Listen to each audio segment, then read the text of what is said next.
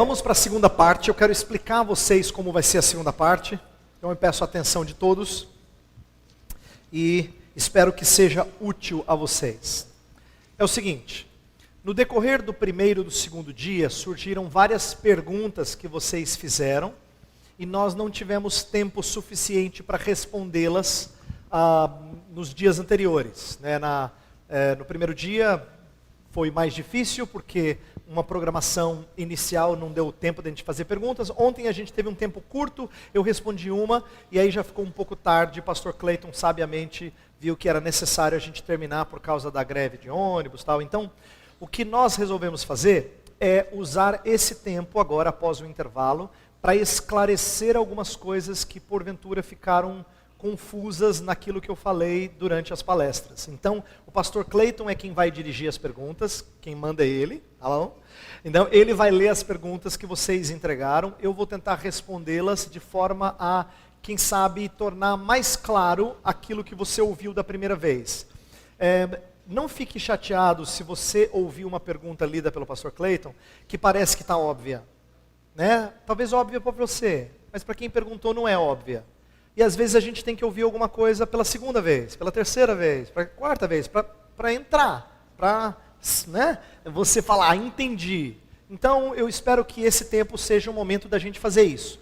Pegar uma pergunta e tentar aprofundar em alguma coisa que foi falado aqui nos outros dias e que não foi, de repente não ficou tão claro. Tá bom? Então, palavra com o pastor Clayton, ele vai nos dirigir. Primeira pergunta. Um crente pode ser favorável à lei do armamento e da pena de morte? Ok. Vamos começar pela última e depois eu entro no armamento. Pena de morte é um conceito que nas Escrituras tem respaldo. Atenção. Romanos capítulo 13 fala que o Estado, ou o governo, as autoridades instituídas por Deus, tem o poder da espada para punir malfeitores. Está lá em Romanos 13, você pode checar. A espada é comumente conhecida como o poder de trazer juízo corporal, isto é, com efeitos no corpo de alguém. E espada traz efeito de morte. Então a espada é um sinônimo de morte. Quer ver um exemplo disso na Bíblia? Quando Adão e Eva foram expulsos do jardim, o que foi colocado para que eles não entrassem? Uma espada flamejante. Espada é sinônimo de juízo. Ok? Então, espada nas Escrituras, e o texto de Romanos 13 ilustra isso, mostra que os governantes são instrumentos de Deus para exercer juízo sobre aqueles que são malfeitores. Agora, atenção para o complemento da minha resposta. O fato da Escritura ter pena de morte, não só no Antigo Testamento, mas até fundamento no Novo, não torna isso facilmente aplicável. Eu, como cristão, creio que não há problemas e inconsistência com a Escritura falar que pena de morte é um conceito bíblico. Mas se alguém perguntasse assim, e você acha que a gente podia colocar no Brasil amanhã? Essa é uma resposta mais complexa. Mais difícil porque contextos têm várias complexidades. E para que uma pena tão severa como essa seja usada de maneira sábia, talvez outras coisas tivessem que ser estruturadas antes. No entanto, o que eu estou dizendo é que você não deve, em nome do amor, achar que não tem espaço para juízo temporal. Existe na Escritura. Deus várias vezes julgou na história dos homens usando a espada. E o fato dele conceder esse poder ao Estado não dá direito para você ser justiceiro, tá? De fazer com as próprias mãos, mas dá direito às autoridades constituídas para punir quando a punição for condizente. Agora, é claro que a gente não vai pegar as leis do Antigo Testamento, todas elas que falavam de pena de morte, e dizer que todas têm que ser aplicadas. Porque no Antigo Testamento, pena de morte não era só para alguém que, por exemplo, tirava a vida de outro. Era para alguém que adorava outro Deus. É mais complicado você falar de um pecado de idolatria, trazer pena de morte, num contexto de liberdade religiosa como nós vivemos hoje. Então a teocracia de Israel não pode ser um modelo em que você transplanta aqui para cá sem discernimento, tá? Semelhante à resposta do armamento. Não existe base na Escritura para a gente ser contra a ideia de porte de armas, nem também de ser a favor com textos bíblicos óbvios. Você não cita, fala, então, você já leu 3 Tessalonicenses? Está óbvio. Não tem 3 Tessalonicenses, então não está óbvio. né? Então, falar de armamento significa falar de maneira a usar prudência, sabedoria, antes do que texto bíblico prova, tá? Prudência e sabedoria vai levar você a dizer assim, vamos lá, o conceito é bom de dar direito aos homens de defenderem a sua casa? Ele pode ser bom. Como é que ele funcionaria? Aí é mais complexo. Então eu quero que você entenda conceitos e entenda a complexidade de contextos. Eu vou falar de uma outra coisa só para ilustrar, que não foi perguntada. É a mesma coisa, claro que não tem o mesmo impacto, mas é semelhante quando a gente fala da escola em casa, o chamado homeschooling. Homeschooling é um conceito muito interessante que tem sido aceito por muitas pessoas. No entanto, a aplicação dele num contexto brasileiro em que as pessoas procuram um jeito de se safar do menino lá na roça, no interior, trabalhar, talvez seja complicado. Então, uma lei, ou trabalhar alguma coisa em torno de um conceito bom, na prática pode ser mais complexo, e desarmamento é parecido. Tá? Então eu queria que você entendesse princípios bíblicos de pena de morte muito claro, mas entendesse a complexidade de aplicações. Que você fosse ponderado quando você falasse sobre elas. Então, a resposta sintética que eu teria que ter dado, que eu não dei, é assim: um crente pode ser a favor de armamento e de pena de morte? Sim, pode. Essa é a resposta sintética. Agora, como é que isso se desenrola é que é mais complexo. Tá bom?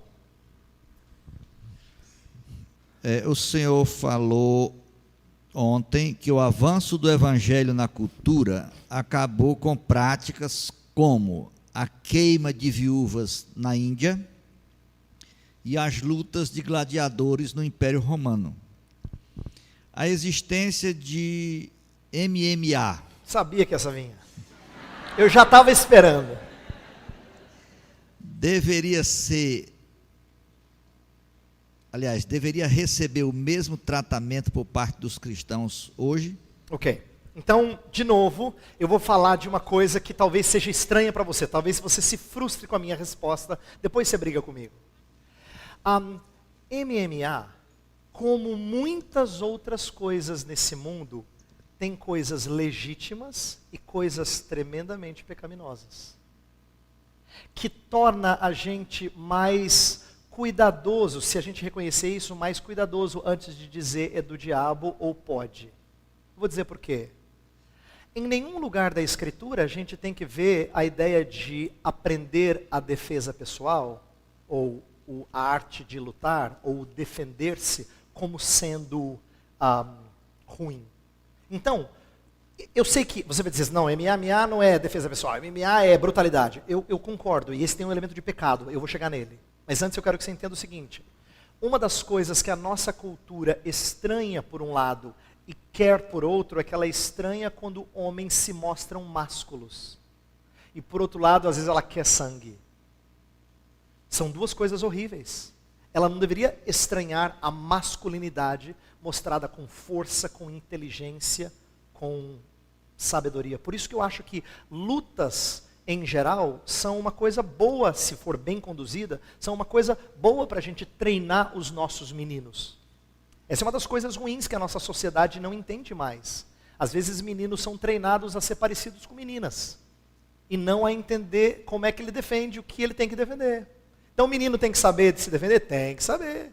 Claro que tem que saber. Na Escritura era esperado que os pais de família defendessem a sua família no tempo de patriarcado. Não tinha exército constantemente vigiando. Lembra, num tempo que não tinha polícia rondando, você fazia a defesa da sua casa. E como é que você fazia a defesa? Com arma, pergunta anterior, e com luta. Agora, isto não legitima um display de violência fortuita. Não legitima o display de querer ver sangue. Né? Por que eu estou falando que existem elementos maus misturados com coisas boas? Quando numa luta de MMA, alguém se mostra mais inteligente e submete o outro, faz uma chamada submissão, existe uma coisa nobre nisso. Mas o problema é que não é só isso que é MMA. Por ele ser artes marciais mistas, isto é, vale de tudo, então tem muita exposição de violência fortuita. Por isso, quando você falar sobre esse assunto, tenha o cuidado de não taxar o cara que gosta do mal de cara. Mas tente levá-lo a entender que é legal ele gostar de uma exposição de masculinidade com força, mas não de violência fortuita. E fazer esse discernimento é difícil, eu sei que é, mas cristianismo é assim. É ser sábio para você dizer assim, eu gosto de luta, quando eu era pequeno eu treinei, mas eu não gosto de violência. É por isso que essas coisas me arrepiam, ou eu não sou contra, E você pode conversar sobre isso, converse sobre isso. Mas converse sem taxar. Sabe por quê eu estou dizendo isso? Porque porque quando o MMA surgiu, ele chocou por causa da exposição, mas de um jeito que boxe não chocava. E tem muito gente da velha guarda hoje que diz, MMA é impossível, mas ele assistiria uma luta de boxe. Mas a luta de boxe traz muito dano. É a longo prazo, mas traz muito dano. A mente sofre demais com as pancadas contínuas ao crânio. Então, a verdade é que qualquer exposição à violência, mas eu vou mais longe. Olha só, eu vou falar de uma coisa tão bonita. Você já ouviu falar que um dos esportes melhores para a saúde é a natação? Qualquer esporte de alto desempenho traz dano ao organismo. Pergunta para um professor de educação física. É horrível para o corpo. Até nadadores que fazem supostamente um esporte saudável têm problemas de coluna, porque ficam tanto tempo num ambiente cuja gravidade é diferente do ambiente comum, que ele sofre isso. Não é incomum você ver nadador arcado assim. Mas esse é o esporte saudável. Mas por quê? Qualquer esporte de alto desempenho traz dano. Pergunta para um cara que tem que perder peso para lutar judô. Não é fácil. Mas é judô, pastor, pelo menos não dá na cara. Mas você entende como existe um grau de violência ao seu corpo? Então, por que eu estou dizendo isso? Não é para safar o MMA. Eu acho que o MMA está expondo algumas das feiuras que acontecem em vários lugares. Pena que a gente só enxerga no MMA. Eu quero que você entenda que num mundo pecaminoso, normalmente as coisas boas vêm misturadas com as ruins. Elas vêm misturadas.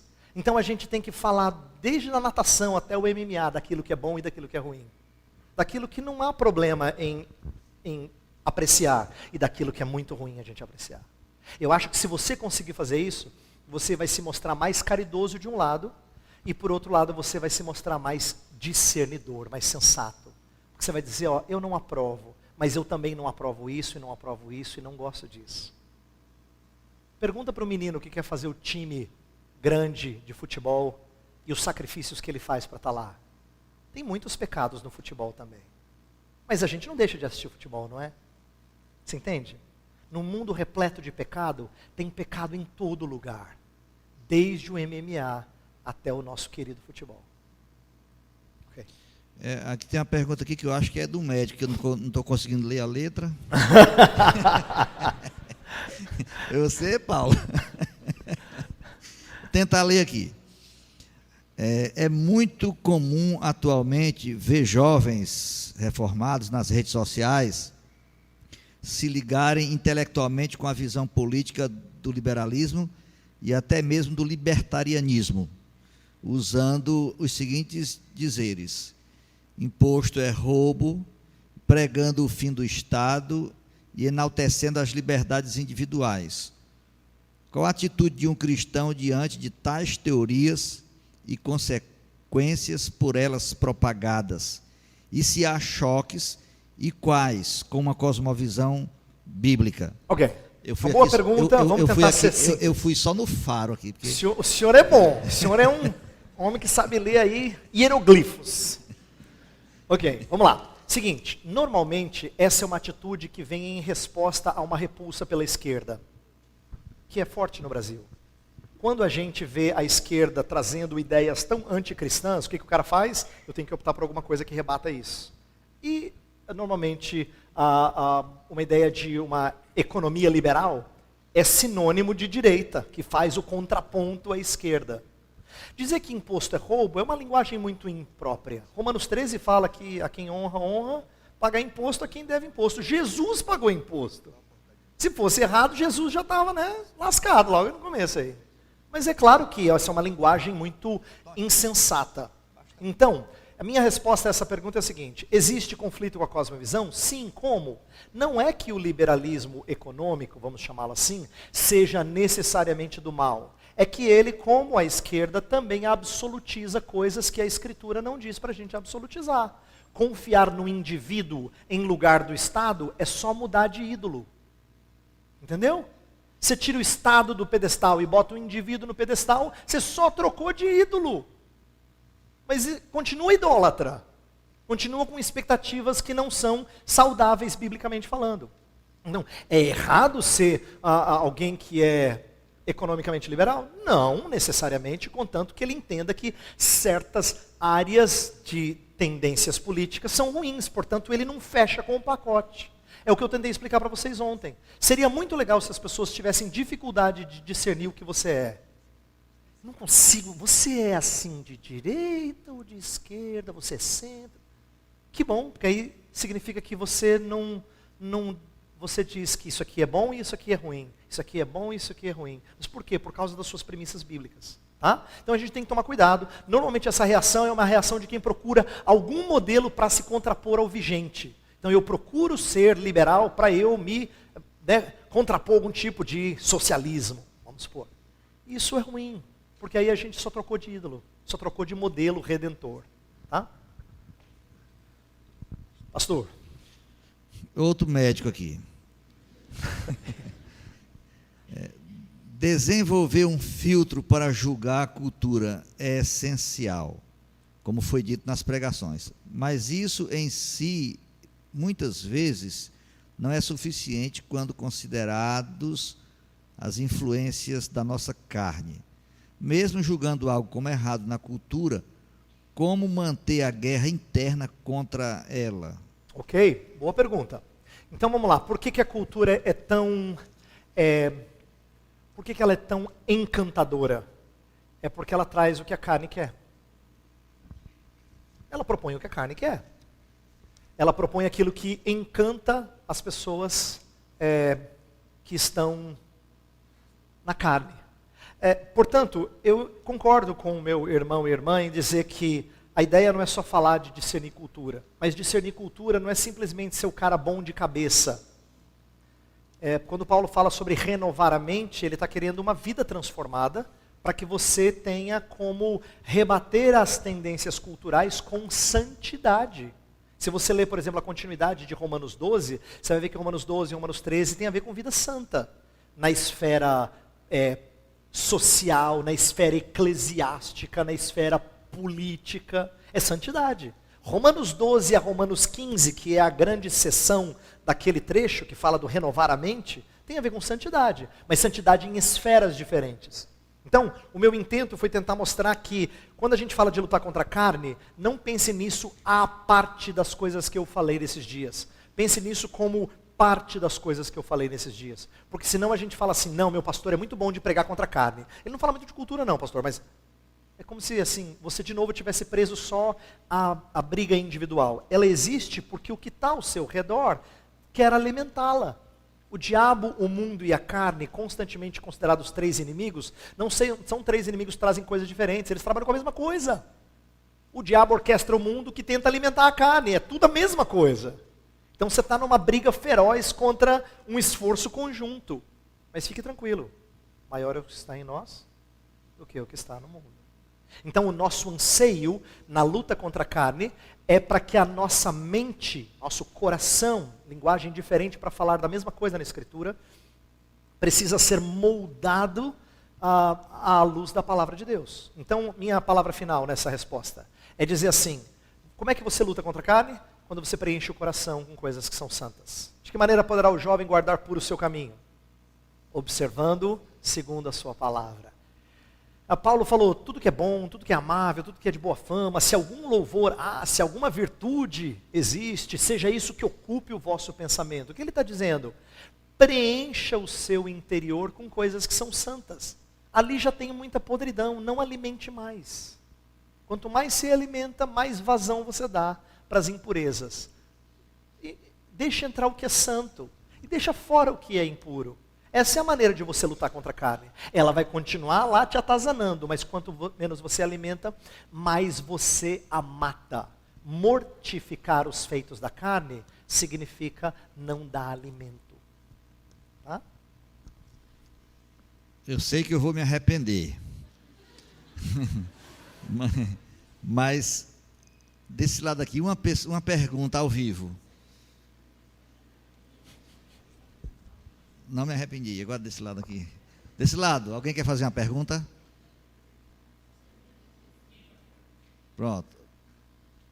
Regra número 1, é uma pergunta. Não é um comentário, nem um pequeno sermão.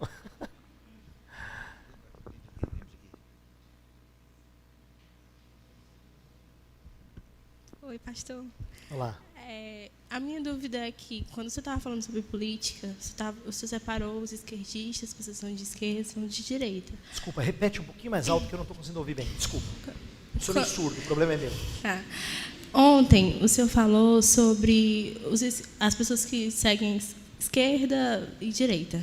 Aí eu fiquei em dúvida, como um cristão deve escolher o seu representante político. Okay.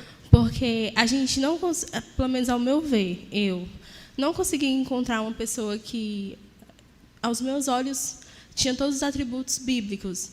Entendeu? E quando eu vi uma pessoa, como o senhor falou, um governante, ele governa para o povo. Eu não posso escolher um governante que governe apenas para os cristãos.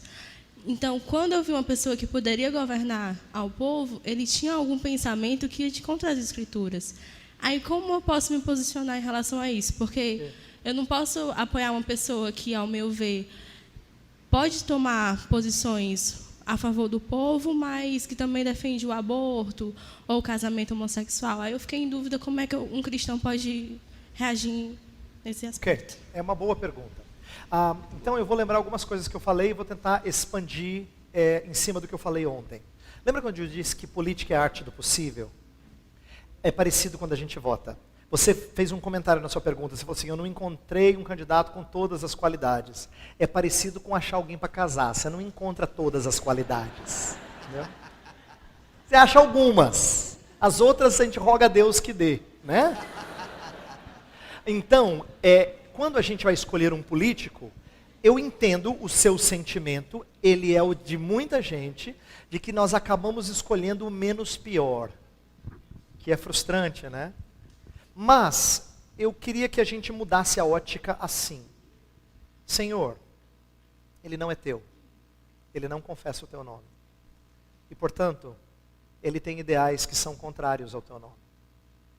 Mas eu creio que os que ele mais defende, as suas grandes causas, são de acordo com sua palavra. Então, Pai, entenda que eu estou votando nele por essas razões. E eu digo isso por quê? Porque se nós entendemos que nossa responsabilidade num país democrático, né, num país republicano que vota os seus representantes, há uma grande chance de você não ser única quando você diz o que você acabou de perguntar, de você ser a grande maioria. A grande maioria entende que o seu candidato não é o ideal. Ele é assim, ele é o menos pior. Mas assim, bom não tem. Tanto é que tem gente que fala assim, não vota ninguém. Acho que a coisa mais crente é votar em branco. Mas lembra, votar em branco é não participar desse dever. Aí você vai dizer, não, mas eu votei. Entenda, você está dizendo que você não vota em alguém para ninguém nunca dizer, tá vendo? Foi o cara que você colocou, tá aí, ó. Olha só que deu. Né? Então, é parecido com fazer votos. Uma vez meu pai me ensinou uma lição. Ele falou assim, sobre a importância de fazer votos e cumprir, aquele texto de Eclesiastes tão conhecido, se você vai fazer voto e não vai cumprir, é melhor que não faça votos. Aí eu lembro que eu falei para o meu pai assim, pai, se fazer votos é uma coisa assim tão séria, então acho que eu não vou fazer. Ele falou, meu filho, não fazer votos é não querer compromisso. É verdade.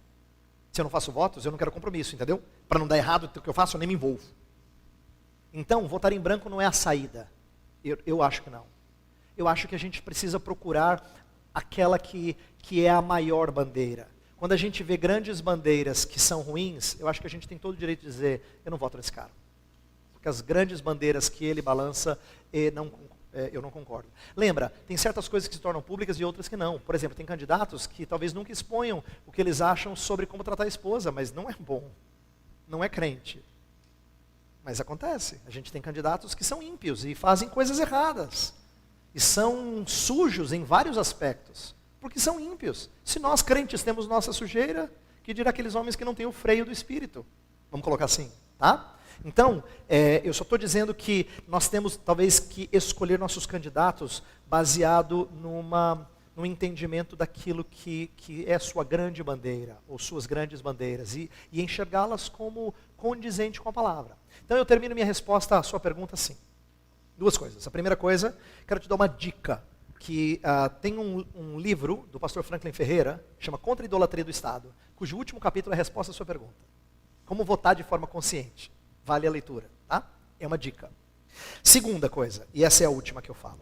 Quando você for pensar nas grandes bandeiras do seu candidato, lembre-se que elas não precisam ser somente coisas que tocam em questões das quais a Escritura fala explicitamente, como, por exemplo, casamento homossexual ou aborto.